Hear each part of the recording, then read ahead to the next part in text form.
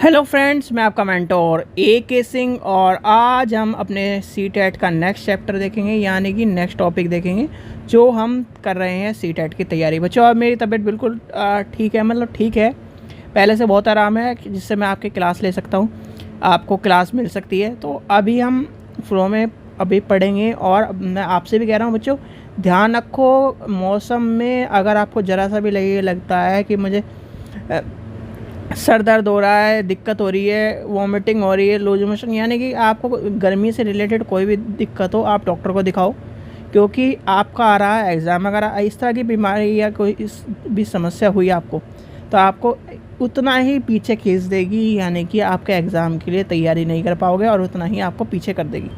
इसलिए मैं कह रहा हूँ अपना ध्यान रखो बच्चों, ठीक है। तो चलिए, तो आज का जो टॉपिक है, आज का टॉपिक क्या है? सीखने के लिए मूल्यांकन, ठीक है।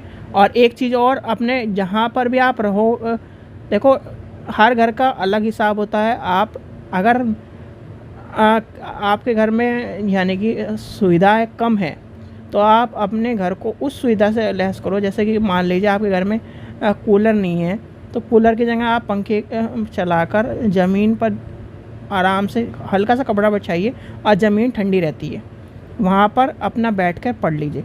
क्योंकि स्टूडेंट लाइफ में कोई भी ये मत समझ लेना कि शर्म करनी है, या अगर शर्म करोगे स्टूडेंट लाइफ में भी आप कुछ भी ज्ञान प्राप्त नहीं कर पाओगे, ठीक है। अपना कपड़ा बिछाओ हल्का सा, बिल्कुल जो आपको ठंडा पहुँचाए, और अपना लेट के या फिर बैठ के आराम से पढ़ते रहो, ठीक है। पढ़ना ही है, कॉन्सेप्ट क्लियर करने हैं। और अगर इस जैसे आपका घर इस तरह का है कि आपका घर ठंडा रहता है, तो आप पंखा चलाइए, आराम से बैठकर पढ़िए, क्योंकि ठंडा मौसम करके रखो। ज़्यादा गर्मी के उसमें मत लेके चलो कि गर्म रहेगा, कमरा गर्म मत करना, क्योंकि गर्मी से ही बहुत सारी बीमारियां हो रही हैं। हर किसी भी हॉस्पिटल में देख लो, रोज़ क्या नाम लू की वजह से अभी लू वाला मौसम शुरू भी नहीं हुआ ढंग से, ठीक है बच्चों। चलिए, तो आज का क्या है? सीखने के लिए आकलन। भाई सबसे पहले आती है सीखने के लिए मूल्यांकन। सीखने के लिए मूल्यांकन करने की क्या ज़रूरत है? देखो, शिक्षा का जो संबंध है बच्चों का, उसके पूरे विकास करने के लिए, यानी कि जो शिक्षा हमारी आज के बच्चा है, बच्चे का क्या करने का, बच्चे का पूरा विकास करना होता है। अब पूरा विकास जब करना है, तो हमें उसका पूरा विकास को देखना पड़ता है। और उस विकास में कौन कौन से टॉपिक आते हैं हमारे? शारीरिक आता है सबसे पहले, तो शारीरिक आएगा, अगर शारीरिक रूप से वो संपन्न होगा तो। फिर आएगा सामाजिक, यानी कि सामाजिक आ गया। फिर क्या आ गया? बौद्धिक आ गया। फिर उसके भावना, यानी कि सारे इसके विकास आ जाएंगे। हमें सारे विकास पर ध्यान देना होता है इसके, ठीक है। यानी कि भावनात्मक और सामाजिक, भावनात्मक, ये सारे आ जाएंगे, कोई सा भी ले लो। तो आपको यानी कि बच्चे का पूरा विकास करना होता है। अब बच्चे का पूरा विकास करना है, तो पूरा विकास करने के लिए हम क्या करेंगे? उसको ये भी तो देखेंगे कि कितना विकास हुआ है, कितना विकास नहीं हुआ। अब इन सारों चीज़ों का क्या करेंगे? मूल्यांकन करेंगे। यानी कि क्या करेंगे? मूल्यांकन। अब मूल्यांकन की प्रक्रिया शुरू होगी। अब मूल्यांकन कितने तरह के होते हैं? 2 तरह के माने गए हैं। एक सीखने के लिए मूल्यांकन और एक सीखने का मूल्यांकन। यानी कि आज का जो टॉपिक है हमारा, तो वो तो है सीखने के लिए मूल्यांकन, यानी कि सीखने के लिए मूल्यांकन। फिर और क्या है जो हमें कल पढ़ना है? वो है सीखने का मूल्यांकन। जैसे आपको वो है ना, सीखने का आकलन और ये वाला सीसी। अब जो सीखने का मूल्यांकन है, वो उसमें क्या क्या आता है? देखो, विद्यालय आधारित आकलन मूल्यांकन पता होगा आपको, तो वो है सीखने के लिए आकलन। चलिए आगे चलते हैं। अब सीखने के लिए आकलन में हमारा आ जाएगा विद्यालय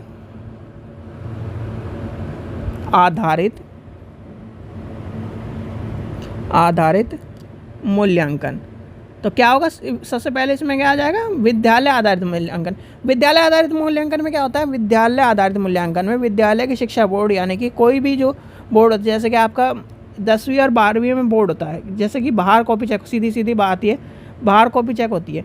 अब इसमें क्या होगा, विद्यालय आधारित मूल्यांकन में जैसे 6ठी 7वीं 8वीं 9वीं, इसमें जितना भी स्कूल में आपने स्कूल में पेपर दिया और उस स्कूल में ही आप क्या करते हो, आपका टीचर आपको मूल्यांकन करता है। आपका टीचर क्या करता है, इसी में आपको मूल्यांकन कर देता है, मार्गदर्शन कर देता है, आपके कमी को बता देता है कि ये कमी है, ये चीज़ें, इस चीज़ की दिक्कत है, ये सब चीज़ें आती है कि नहीं आती, यानी कि आपको पूरा ओवरऑल मूल्यांकन कर देता है इस टाइम पर। इसमें वो क्या होता है, विद्यालय में ही ज्ञान प्राप्त किया जाता है और परीक्षा भी विद्यालय में ही ली जाती है तथा विद्यालय ही उस परीक्षा को चेक करता है। यानी कि ये सब चीज़ें हो गई। तो अब क्या करता है, त्रुटि का, अब इसमें क्या बात कही गई है, अब बहुत सारे बुद्धिजीवी और बहुत सारी चीज़ों को ध्यान में रखते हुए ये कहा गया है कि विद्यालय आधारित जो आकलन है हमारा, यानी कि विद्यालय आधारित आकलन जो है आपका, उसमें बहुत सी कमियां हैं, या बहुत सी, एक तरह से मान के चलिए कि उसमें बहुत सारी दिक्कत होती है। तो अब दिक्कत क्या होती है, जो मूल्यांकन होता है वो एक स्थिर या शिक्षा की जो प्रक्रिया, आपने देखा होगा कि हर स्टूडेंट, यानी कि ये आपका क्लासरूम है, ठीक है, आप एक टीचर हो, तो आपके लिए स्कूल में, यानी आपकी क्लास में 40 बच्चे हैं, तो कोई सा ना कोई सा बच्चा तो फेवरेट होगा।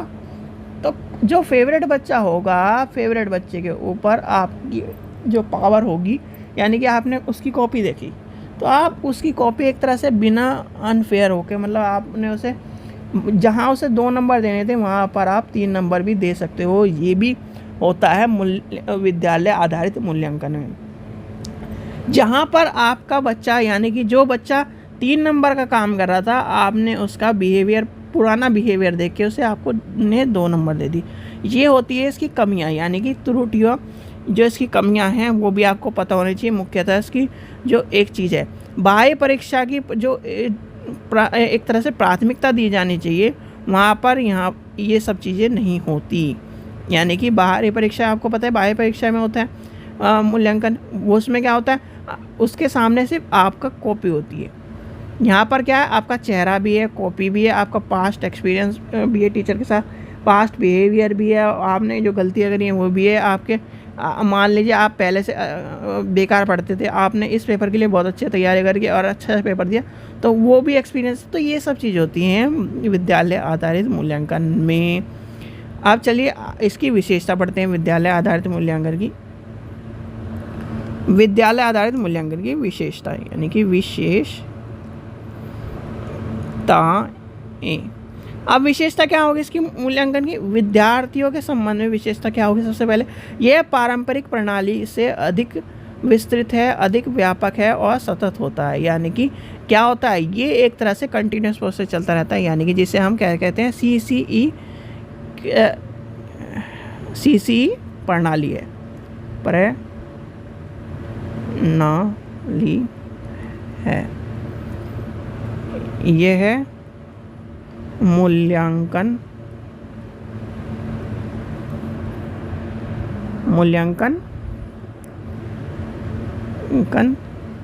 चलता रहता है। आगे क्या होगा, विशेषता क्या होगी, यह है पारंपरिक प्रणाली से अधिक विस्तृत, अधिक व्यापक और सतत है। सतत मतलब कंटिन्यूस टाइप का प्रोसेस, एक तरह से सतत है। और क्या होता है, इसकी मुख्य लक्ष्य शिक्षार्थियों को सुनिश्चित अधिगम और विकास को उन्मुख करने के लिए सहायता करती है। यह भविष्य के जिम्मेदार यानी एक तरह से भविष्य के जिम्मेदार नागरिक के रूप में शिक्षार्थियों की आवश्यकताओं पर ध्यान देती है। यानी कि जो विद्यार्थी की जो बता रहा हूँ, विद्यार्थी की बता रहे हैं, अभी हम स्टूडेंट की लेके चल रहे हैं। पहले स्टूडेंट आएगा फिर टीचर को लेके चलेंगे, यानी कि स्टूडेंट। अब स्टूडेंट में क्या एक और चीज़ क्या है, यह है भविष्य के जिम्मेदार नागरिक के रूप में शिक्षार्थी की आवश्यकता का ध्यान रखता है, ध्यान रखता है। यह अधिक एक तरह से बच्चों को परिश्रमी बनाता, भविष्य के जो उस यानी कि भविष्यवाणी करना बताता है। शिक्षार्थियों के या अध्यापकों माता पिताओं के बीच सहयोग की भावना, जैसे आपको पता होगा कि क्या होता है, पीटीएम होती है, पीटीएम के द्वारा इसमें बच्चों, माता पिता और टीचर को अपने बच्चे का पता चलता है। ठीक है, फिर क्या आएगा, ये शिक्षार्थियों को अपनी क्षमताओं को बेहतर तरीके से उपयोग करने में सहायक है। यानी कि यहाँ पर क्या है, आपने मान लीजिए एक बार गलती कर ली, 2 बार गलती कर ली, 3 बार गलती कर ली, आप क्या नाम बेहतर तरीके से करके आप टीचर को दिखा सकते हैं। यहाँ पर अवसर की यानी कि अवसर मिलता है, अवसर। चलिए ये पूरे लिख देते हैं। यह है शिक्षार्थियों को यानी कि स्टूडेंट्स को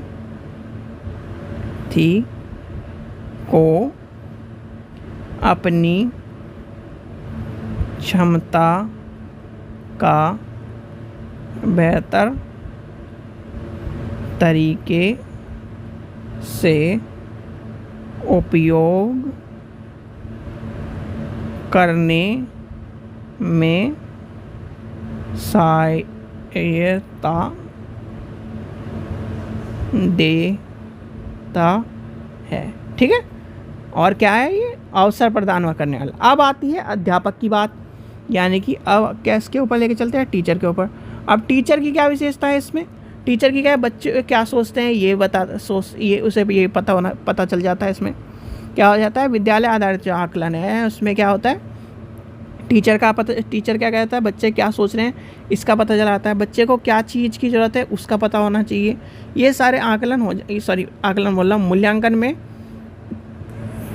ये डिसाइड कर लेता है बच्चे की सोच के बारे में। सोचता क्या है बच्चा, महसूस क्या करता है, बच्चे क्या महसूस करते हैं, बच्चे की रुचि यहाँ और इकट्ठे यानी कि उसके ओवरऑल डेवलपमेंट करने के लिए, यानी कि विकास किस तरह करना है ये भी देखता है। ठीक है, अब आता है, इसके बाद आता है हमारा CCE, यानी कि CCE। अब CCE आपको पता है CCE क्या है, सतत एवं व्यापक मूल्यांकन, जिसे हम कहते हैं सतत एवं व्यापक मूल्यांकन। सतत और व्यापक मूल्यांकन। अब सतत एवं व्यापक मूल्यांकन क्या है? सतत एवं व्यापक मूल्यांकन से तात्पर्य है विद्यार्थियों के विद्यालय आधारित मूल्यांकन की उसकी प्रणाली के बारे में, जिसमें विद्यार्थियों को विकास की पहलुओं की ओर ध्यान दिया जाता है। यानी कि आपका बच्चा मान लीजिए मैथ्स में कमज़ोर है, ठीक है, मैथ्स में कमज़ोर है। अब मैथ्स के ऊपर फोकस ना देके उसके फील्ड के सारे फील्डों को, यानी कि उसमें ये देखी जाती है, इसमें कैपेबिलिटी ये देखी जाएगी कि उसको किस चीज़ में और अच्छा लगता है। यानी कि मान लीजिए उसकी जो रुचि है वो खेलने में है, तो खेलने में कितना एफर्ट ज़्यादा जा सकता है। उसकी रुचि मैथ्स की जगह इंग्लिश में है, तो उसकी रुचि मैथ्स के जगह इंग्लिश में। एक तरह से कंटिन्यूसली प्रोसेस चलता रहता है। जैसे कि आपसे एक क्वेश्चन भी पूछा जाता है, अब सीटेट में क्वेश्चन पूछना जाता है वैसे SA1 और SA2, FA1 FA1 FA2 FA3 FA4 जो CBSE से पढ़ा हुआ बच्चा होगा उसे ये जो चीज़ें हैं, मैं अभी FA कर रहा हूँ, ये पता होगा। ऐसे क्या होता है? समेटिव असेसमेंट, यानी कि जब 2 FA हो जाएंगे तब आपका एक SA होगा। अब फिर जब तीसरा और चौथा हो जाएगा तब हो जाएगा आपका ये, यानी कि एक सेमेस्टर प्रणाली, जैसे सेमेस्टर में होता है ना, आप जब सेमेस्टर पढ़े होंगे, कोई बच्चा, बहुत सारे बच्चे अब सेमेस्टर प्रणाली से भी होंगे, तो आपके सेमेस्टर 1 सेमेस्टर 2, तो सेमेस्टर वाली प्रणाली ऐसे थी, यानी कि समेटिव असेसमेंट 1 समेटिव असेसमेंट 2, यानी कि आपका 50% कोर्स पहले इसमें आ जाता था और इसमें आ जाता था। इसमें टेस्ट हो जाता था, पहले वाले में टेस्ट ले लेते थे। और जो समेटिव असेसमेंट 2 था, इसमें क्या करते थे, इसमें बच्चे की ओवरऑल वर्किंग देखते थे कि किस, जैसे ओरल पूछ लिया, उसके प्रोजेक्ट वर्क को उसे कह दिया प्रोजेक्ट बना के लाओ, उसने क्रिएटिव कितने प्रोजेक्ट, यानी कि उसके थ्योरी टाइप को छोड़कर उसके सारे चीज़ों पर ध्यान दिया जाता था। यानी कि उसके क्रिएटिव वर्क पर भी, उसकी थ्योरी के अलावा ये सब चीज़ों पर डेवलप कर उसे एक अच्छा नागरिक, अच्छा स्टूडेंट, अच्छा वक्ता, अच्छा एक तरह से ओवरऑल डेवलप करके अच्छा व्यक्ति बनाने की कोशिश करी गई थी। ये कॉन्सेप्ट अच्छा था, कॉन्सेप्ट बहुत अच्छा है, पर इस कॉन्सेप्ट को भी इस चीज़ से, यानी कि बहुत सारी चीज़ों में गलत कर दिया गया था, ठीक है। और ये याद कर लेना, वैसे आता नहीं है FA1 और FA2, ये आपको पूछा नहीं जाएगा, तो ये आपको पता है। अब आते हैं अपने CC पैटर्न पे। भाई सतत के एक शब्द पूछा जाता है आपसे ज़्यादातर CTET में, सतत शब्द क्या है, सतत क्या, यानी कि उस शब्द का उद्देश्य क्या है। जो देखो, सतत शब्द का उद्देश्य यानी इस बात पर बल देता है कि बच्चा कितना विकास करता है, यानी कि समृद्धि और विकास में अभिज्ञान पहलू के जो मूल्यांकन के घटक हैं, उसके बजाय वह सतत प्रक्रिया में जो अध्यापक शिक्षण प्रणाली है, शिक्षा प्राप्त कर रहा है, वो संपूर्ण प्रक्रिया के अंदर कर भी रहा है कि नहीं कर रहा है। तो इसे लिख लीजिए दोनों क्वेश्चन के ऊपर, यानी कि इस वर्ड का भी मीनिंग भी आपको पूछा जाता है और इस वर्ड का मीनिंग भी पूछा जाता है। इसलिए मैं आपको ये ज़रूर लिखूँगा, बच्चे ज़रूर लिखो, क्योंकि ये क्वेश्चन आपसे हर हालत में पूछा जाता है। सतत का और सतत के अलावा व्यापक का अर्थ क्या है। देखो ये मेरे को और सा कलर लग रहा है, दिख भी नहीं रहा, देखो ये दिख रहा है क्या, ये चलो हाँ ये दिख रहा है, ठीक है। हाँ, तो सतत का पहले वर्ड का मीनिंग लिखते हैं। सतत का मीनिंग, सतत देखिए कलर दिख रहा होगा आपको। सतत शब्द, बोलता भी जा रहा हूँ मैं, सतत शब्द का उद्देश्य इस बात पर बल देना है कि बच्चों की समृद्धि और विकास के अभिज्ञात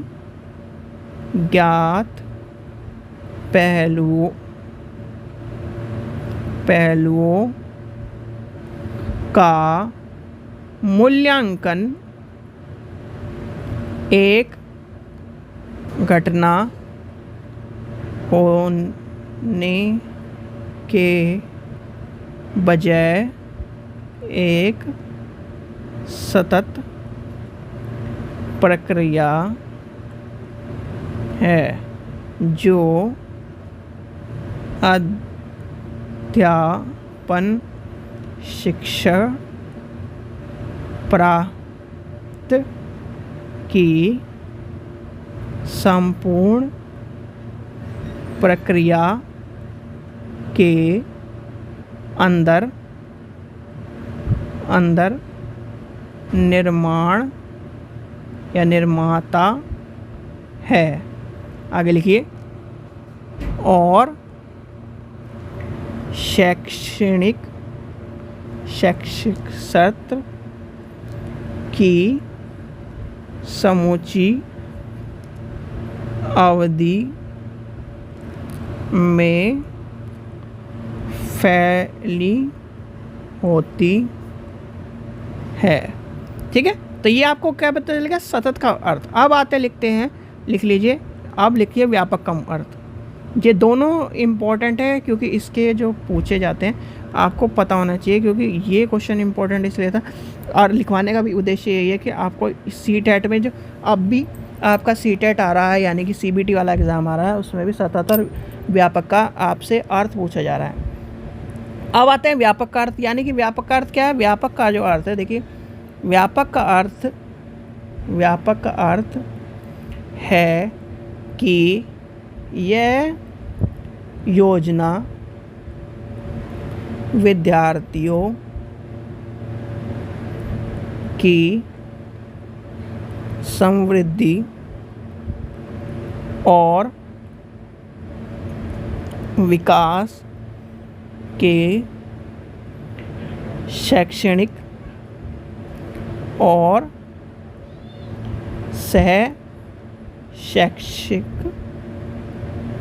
शैक्षिक और सह-शैक्षिक दोनों क्षेत्रों को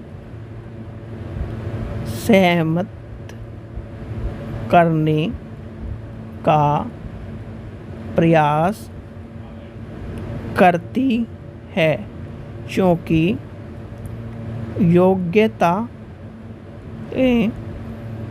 अभिवृत्ति और अभिरुचि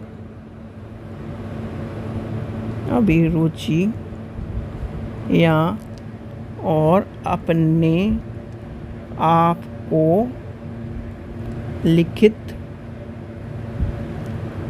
शब्द से भिन्न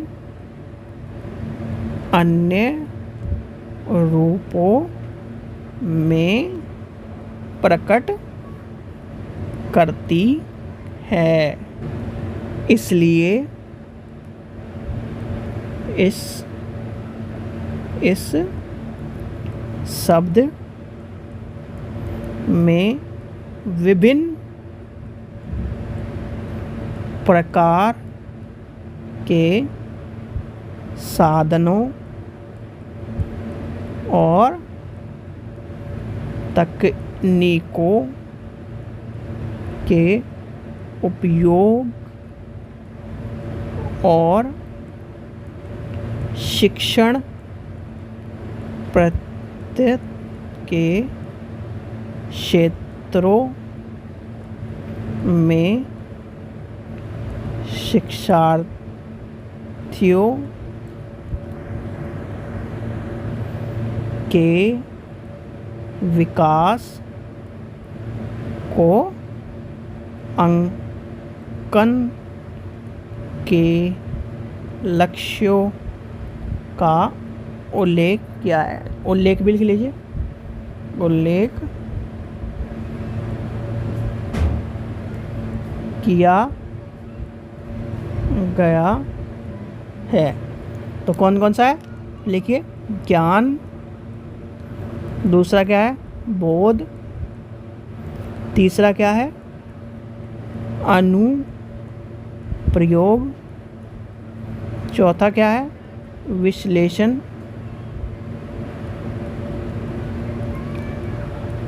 मूल्यांकन और ये है सृजन। ठीक है, ये आपके हैं इसके जो पहलू हैं वो है। अब सतत एवं व्यापक मूल्यांकन के उद्देश्य क्या है, उद्देश्य की बात आती है तो उद्देश्य को लेकर चलते हैं। तो उद्देश्य क्या हो जाते हैं इसके, अब उद्देश्य को लेकर चलते हैं हम, उद्देश्य क्या होंगे इसके आप खुद ही सोचिए। तो ये सबसे पहला आपको हो जाएगा संज्ञानात्मक और प्रभावकारी कौशल को विकास, यानी कि विकास करना, चिंतन की प्रक्रिया पर जोर देना और कंठस्थ करने पर बल ना देना। यानी कि देखिए याद ना कराने वाली बात आ जाएगी, कंठस्थ न कराने, पहले लिख लीजिए चिंतन की प्रक्रिया पर जोर देना, फिर क्या आ जाएगा कंठस्थ कराने पर बल ना देना, फिर क्या आ जाएगा मूल्यांकन को अध्यापन शिक्षण प्राप्त की प्रक्रिया का अभिन्न अंग बनाना, और फिर क्या आ जाएगा मूल्यांकन का उपयोग नियमित निदान और उनके उपचारात्मक अनुदेशन के आधार पर विद्यार्थियों के उपलब्धि के यानी कि अध्यापन शिक्षण प्राप्ति के या फिर सुधार के लिए करना, कार्य निष्पादन की तौर पर करना, गुणवत्ता नियंत्रण साधनों का प्रयोग करना, यानी कि ओवरऑल इसके उद्देश्य आ जाएंगे। ठीक है बच्चों, ये था आपका क्या, कौन सा टॉपिक था, सीखने के लिए मूल्यांकन। अब हमें जो पढ़ना है वो पढ़ना है सीखने का मूल्यांकन, यानी कि अधिगम, एक तरह से मूल्यांकन जो भी मान लीजिए इसके। अब आपको भी पता होना चाहिए, आपको मैंने एस्से बता दिया कि एस्से क्या होता है और एफए बता दिया, फिर आपको आ जाएगा पूरा ओवरऑल जो। ठीक है, चलिए आशा करता हूँ आपको वीडियो पसंद आई। वीडियो पसंद आई तो लाइक करें, चैनल को सब्सक्राइब करें, वीडियो को ज़्यादा से ज़्यादा शेयर करें। Thank you.